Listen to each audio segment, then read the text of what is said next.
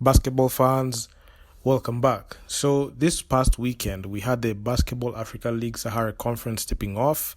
And man, these Basketball Africa League games are clashing with the NBA playoffs. And man, I had to watch every single game. And yeah, man, I'm happy to be back. I took like a week hiatus just to just reflect upon things, just do my own things in there, and just think about different content. But here, we are back, and in this one, I'll be talking about the Petro de Luanda versus Kriol Star game. So this was the first game of the Basketball Africa League Sahara Conference, and I must say, it was a snooze fest because it was a blowout. Petro de Luanda 103 to Kriol Star 74.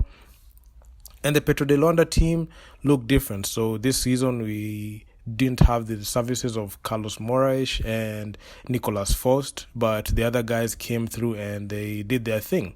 And Kriol Star, this is the first time that they are playing in the BAL, and their team that is coming from Cape Verde. And Petro de Luanda, they're the defending champions. The idea for Petro de Luanda is to go back-to-back, but I don't think this season it will be that season where they can go back-to-back. But hey, it is what it is. It's too early to predict that. So this game was it was actually quite good. I've seen a couple of games, especially in the Kalahari Conference, where teams struggle to shoot the three ball, but this one, not so much, because Petro de Luanda team were able to shoot at least 37% from deep, and from the field they shot 51%. On 2-point field goals, that's where they shot the most. That's 58%. Even Kriol Star, they really struggled to knock down the three ball, but they shot at a 30% clip, which was not that bad, because you have seen teams even go only with 1-3. Study Mali, and I see where you are. Yeah, so the Kriol Star team, they shot 44% from the field and 53% from 2-point field goals. So it was not a bad shooting exhibition.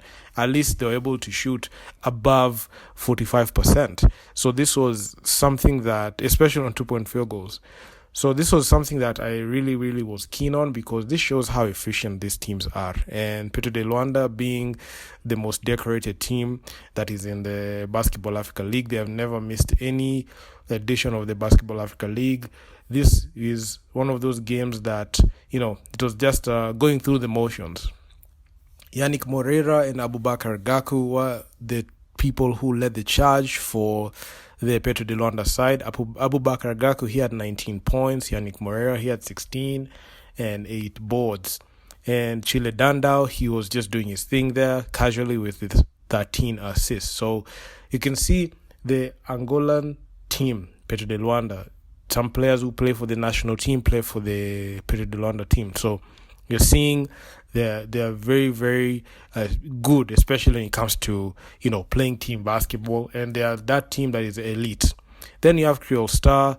Nothing much to say about Kriol Star, but I was keen on looking at the Almeida brothers, who, they have been good. I've seen their runs when they play for Cape Verde, and they were solid. But the guy who carried the day for Kriol Star, scoring wise, despite the loss, Richard Jeron Felix Park.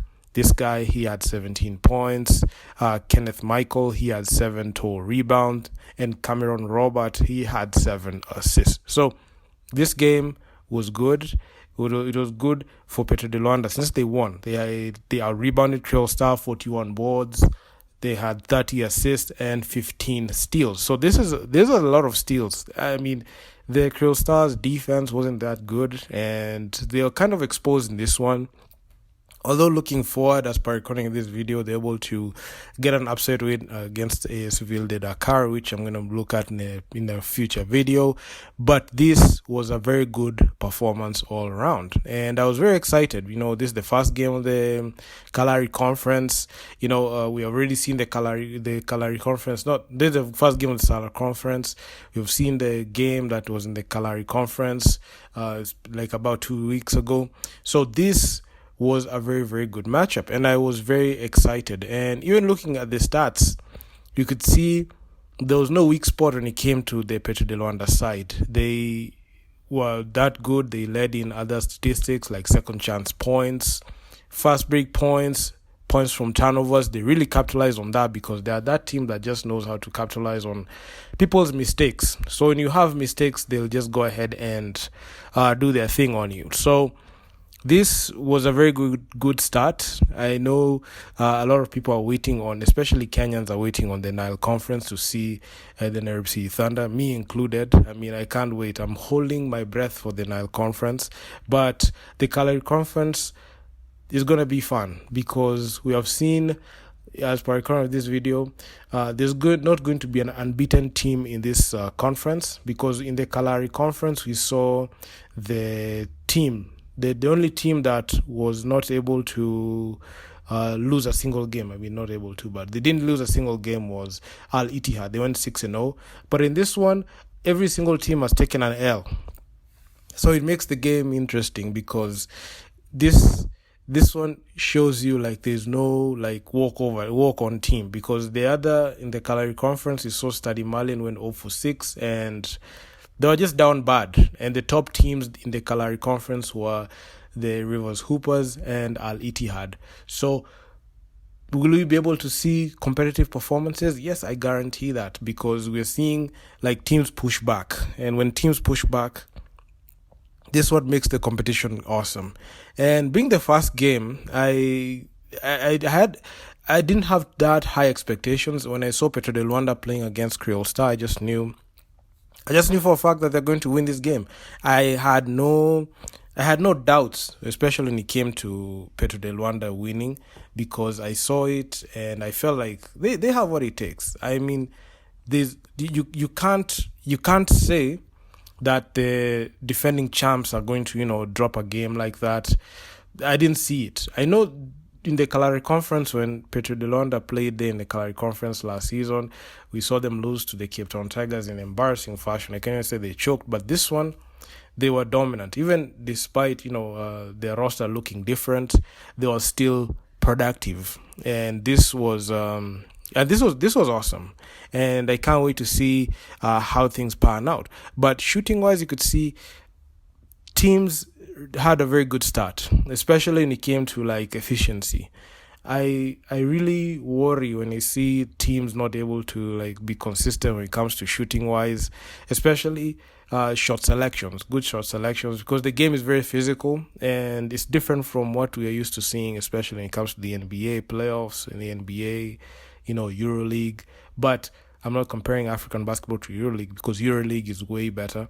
But African basketball is truly on the rise, and efficiency is the key thing. And understanding when to shoot, when to drive, when to make the pass, that is something that a lot of teams are just, struggling to put together. So I really, really enjoyed this. I can say this our conference is going to be fun, because we saw the Sarah Conference last season was the last conference to have games. So this one was different because the Sarah Conference was the second one.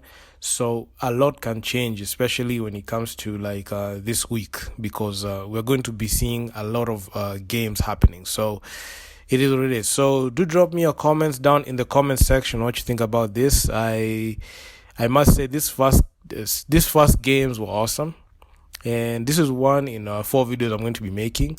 And well done, Petro de Luanda, because this one, it was awesome. Because when I saw this game, I thought it was going to be like it was going to be a very close game, but quickly came to realize that there was difference in class, because even as the game started, you could see there was no point. Petro de Luanda had a weak spot in this one, and they were able to go ahead and get at it. So I'm going to be dropping more videos talking about BAL, and this is just the first. So like, share, subscribe to the channel. So I've made a few changes in our programming. So these videos will be premiering on NBAKenya's YouTube channel and Non-Dairy2 Basketball. I'll be posting a lot of BAL videos on there on NBAKenya's YouTube channel, so make sure to tune into that. I know I posted majority of my videos on NBAKenya Basketball, but this ones I'm going to post them on NBA Kenya, so make sure to go check them out there. So yeah, like, share, subscribe to the channel. I'm going to see you guys in the next one. Peace out.